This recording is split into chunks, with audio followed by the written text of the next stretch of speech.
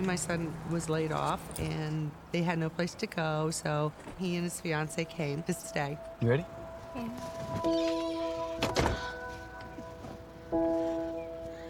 It felt more comforting to have more people in the house, not being there by myself. Where is he? Oh, hello, Bubba. Hello. Come on in. Look at this. Just remember walking in the first time, I was just like, wow, this is a gorgeous house. Do you like it? Yeah, I do want to Do you like this place? I thought it was beautiful, very enchanting in a way. Welcome to your new home. What do you think, Bubba? I got along very well with Amy. I always thought she was very friendly, very warm, very funny. I thought it would be a big, happy family.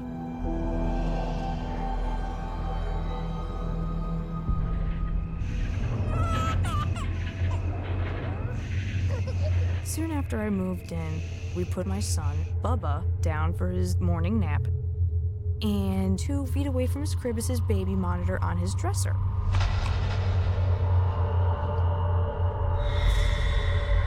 I went downstairs into the kitchen, and we start making our lunch.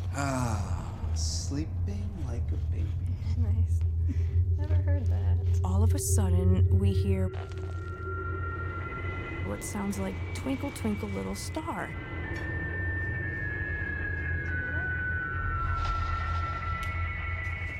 And we're like, what is that? We don't have any toys in the crib. We don't have anything that could produce that music, so what is that?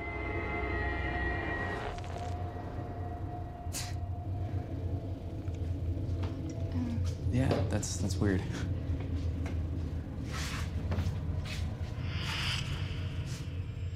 But then it started up again. What is it? And we just kind of look at each other and think, maybe it's interference, but it didn't make any sense that it would be. I'm gonna check. No, he's sleeping. We're thinking, it's okay, he's not crying, he'll be fine, you know, nothing's going on. And all of a sudden, we hear my son's nickname, Bubba. Within seconds, our son is screaming. Whatever was up in that room had some intention to scare or harm our son.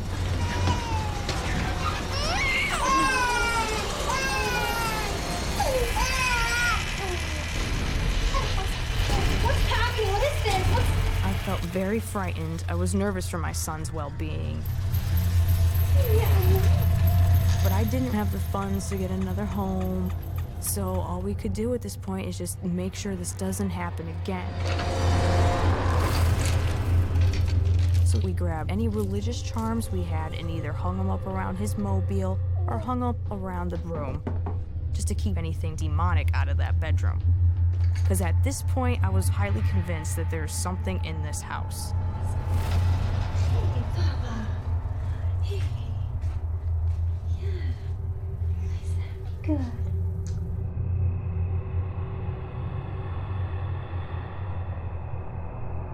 Soon after, the nightmare started.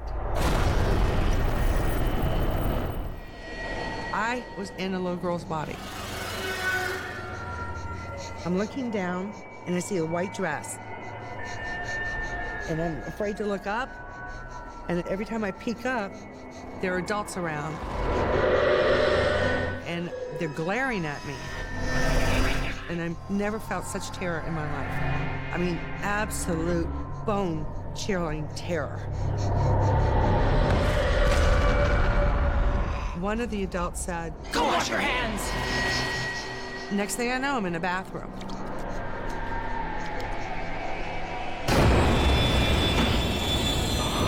And a woman says, "What are you doing?" And I jump into the wall.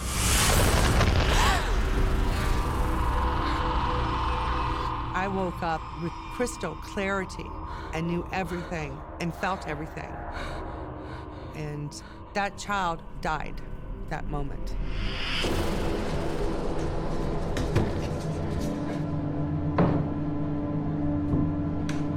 I was very upset, very angry.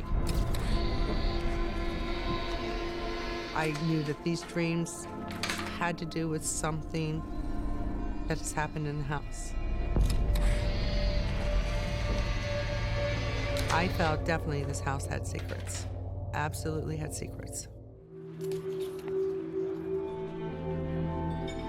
And I was at the American Eagle Saloon one night, and a friend of mine, Ted, comes out and says, "Hey, Amy, what you looking at there?"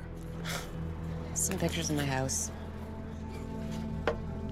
and Ted had been around a long time, and he said, "You know about that house you're in, don't you?" and I'm going, huh? What? He goes, yeah. You know what the house was? No. What? It was the Mansfield Training School. And what was that? It was a mental asylum. It all began to make sense. Now I remember going through the house with the property manager and seeing the sign, Mansfield Training School. The beds, the wheelchairs, all the equipment was from a hospital. So I started researching.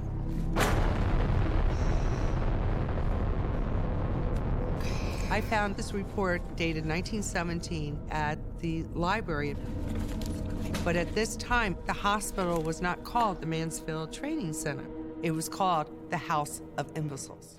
In the report, they would explain how they considered certain handicaps to be like a very bad thing. Like you're a bad person for having Down syndrome. You're a stupid person for being an epileptic.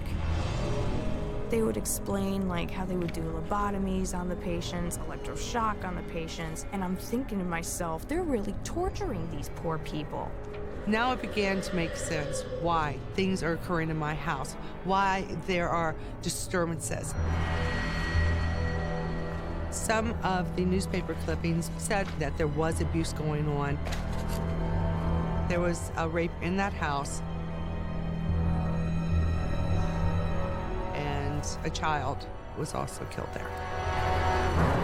What I was dreaming was what happened to a child in that facility.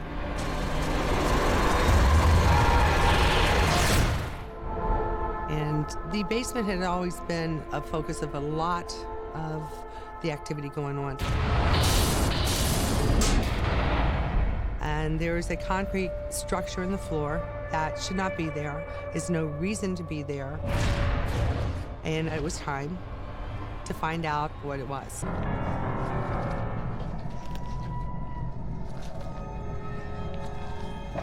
I was not going to open it by myself.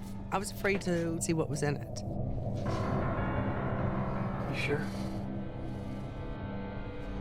We used crowbars to lift off the concrete slab.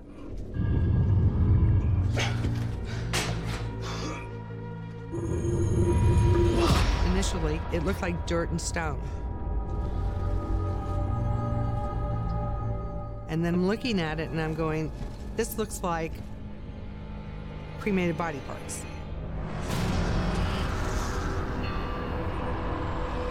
I was pretty upset because I feel they were the remains of that child that was killed there.